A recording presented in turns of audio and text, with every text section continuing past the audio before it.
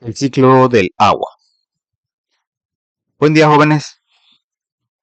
El día de hoy vamos a hablar de algo que está presente en cada momento de sus vidas. Algo sin lo cual simplemente no podríamos existir. Vamos a estudiar el ciclo del agua. Antes de comenzar, quiero compartirles un dato que los va a sorprender. ¿Sabían que el agua que están bebiendo puede tener millones de años de antigüedad? Esa misma agua pudo haber sido parte de un océano prehistórico. Pudo haber caído como lluvia sobre los dinosaurios. O incluso pudo haber estado congelada en un glaciar. Increíble, ¿no lo creen? Pues esto, jóvenes, es posible gracias al ciclo del agua. Y hoy vamos a descubrir cómo funciona. Muy bien, jóvenes, para entender el ciclo del agua, primero necesito explicarles un concepto fundamental. En la naturaleza existen lo que llamamos ciclos biogeoquímicos. No se asusten por el nombre, es más sencillo de lo que parece. Un ciclo biogeoquímico es simplemente un proceso natural en el que los elementos vitales para la vida se mueven de forma cíclica, es decir, en círculo, sin detenerse nunca.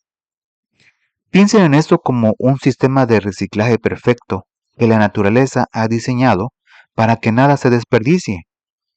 Los ciclos biogeoquímicos más importantes son el del agua, el del carbono, del nitrógeno, del oxígeno, del azufre y del fósforo.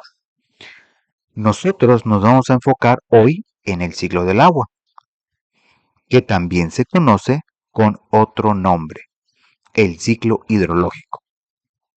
Anoten este término porque es importante, ciclo hidrológico. ¿Qué es el ciclo del agua? El ciclo del agua es uno de los ciclos biogeoquímicos más importantes que existen y describe cómo se transforma y circula el agua a través de todo nuestro planeta. Es un proceso continuo que no se detiene nunca, que ha estado funcionando durante millones de años. Ahora bien, para hablar del ciclo del agua, necesito que conozcan otro concepto, el ciclo hidrológico. Este sistema es el conjunto de todos los recursos hídricos del planeta, es decir, toda el agua que existe, sin importar si está quieta, en movimiento o cambiando de forma. ¿Y dónde se encuentra toda esta agua? Déjenme explicarles. El sistema hidrológico está formado por agua en tres estados diferentes. Primero, el agua en estado líquido, que es la que podemos ver y tocar fácilmente, la de los lagos, ríos y mares. Cuando van al río, aquí cerca, o cuando ven el mar, están viendo agua en estado líquido.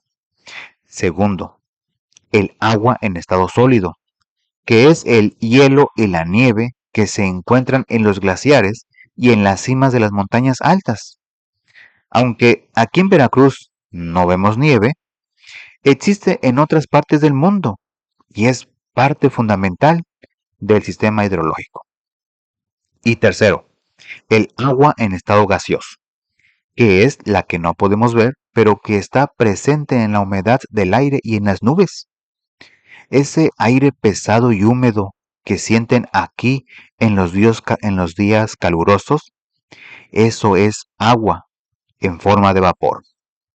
Lo fascinante es que todo esto es que la misma agua solo cambia su forma, pero sigue siendo H2O. Ahora viene la parte más interesante. ¿Cómo es que el agua cambia de un estado a otro? ¿Qué hace que el agua de un río se convierta en vapor o que las nubes se conviertan en lluvia?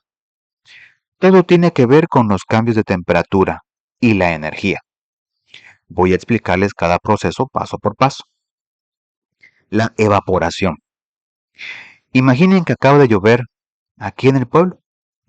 Hay charcos en las calles, ¿verdad? Ahora, imaginen que sale el sol y hace mucho calor. ¿Qué pasa con esos charcos después de unas horas? Se secan, desaparecen, pero el agua no desapareció realmente, se transformó. Lo que sucede es esto. Cuando la energía del sol llega al agua, aumenta la vibración de las moléculas de agua y por lo tanto su temperatura. Cuando el agua se calienta lo suficiente, cambia de estado líquido a estado gaseoso, es decir, se convierte en vapor de agua que sube hacia la atmósfera. A este proceso lo llamamos evaporación.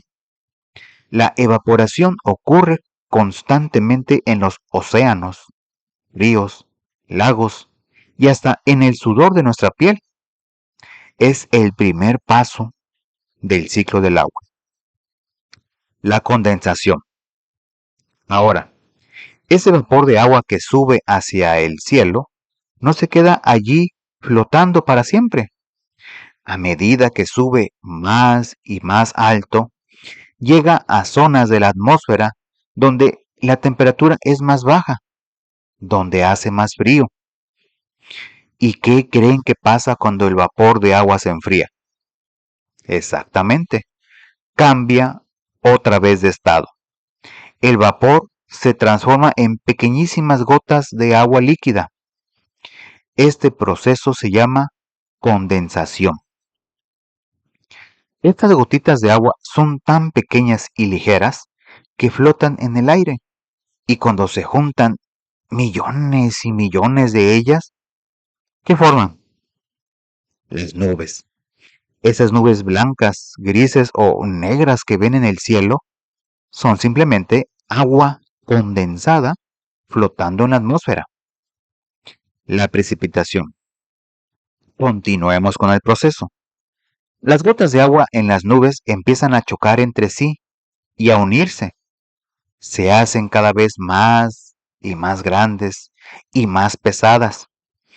Llega un momento en que estas gotas son tan pesadas que la gravedad las jala hacia abajo y entonces caen. Cuando esas gotas caen hacia la superficie terrestre, le llamamos precipitación. La forma más común de precipitación es la lluvia, que ustedes conocen muy bien, pero también puede precipitar en forma de granizo o nieve, dependiendo de la temperatura. La congelación. Finalmente, jóvenes, hay un cuarto proceso. Cuando el agua está expuesta a temperaturas extremadamente frías, como en los polos norte y sur, o en las cimas de montañas muy altas como el Everest, el agua líquida se convierte en hielo. Pasa de estado líquido a estado sólido. A esto lo llamamos congelación.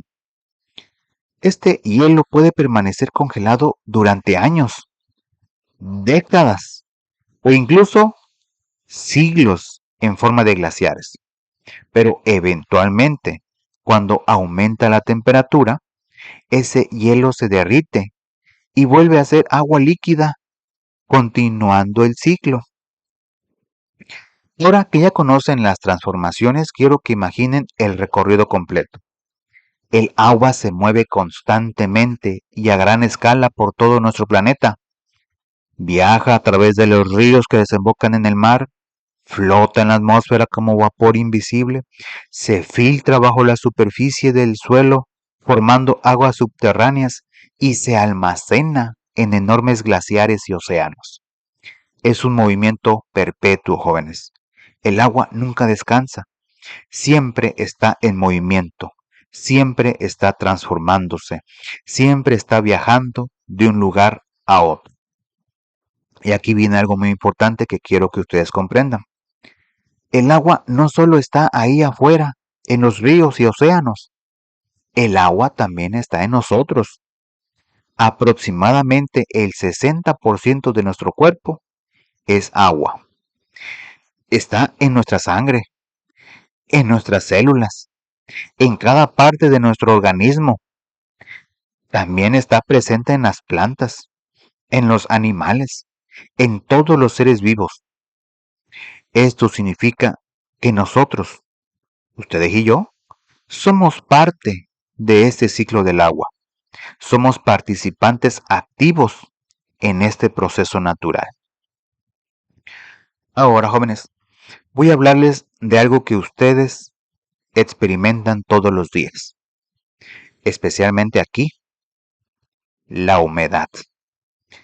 Esos días en los que sienten el aire pesado, cuando sudan más de lo normal, cuando parece que el aire está espeso, eso es la humedad.